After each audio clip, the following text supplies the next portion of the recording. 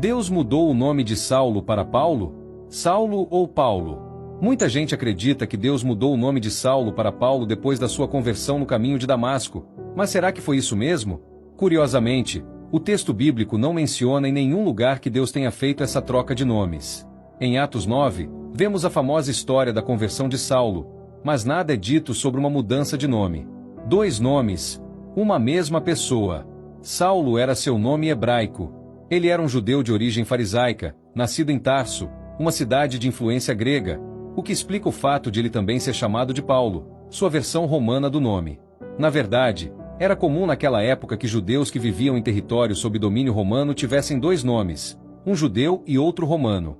Portanto, Paulo era o nome que ele usava em suas missões entre os gentios. Quando Paulo passou a ser chamado de Paulo? Algo interessante é que, até Atos 13, versículo 9, o texto sempre se refere a ele como Saulo. E aí, do nada, aparece a expressão, Saulo, que também se chama Paulo. A partir daí, ele é chamado quase exclusivamente de Paulo. Mas isso não foi por uma imposição divina, mas sim uma mudança de perspectiva. Saulo passou a usar seu nome romano quando começou a pregar principalmente para os gentios, facilitando sua aceitação em meio a eles. O que o nome significa? Outra curiosidade é que os nomes Saulo e Paulo têm significados bem diferentes. Saulo significa pedido ou desejado, um nome poderoso e cheio de autoridade, muito comum entre os judeus. Já Paulo significa pequeno ou humilde em latim. Interessante notar que Paulo, o apóstolo, frequentemente se referia a si mesmo como o menor dos apóstolos, alguém que era nada sem a graça de Deus.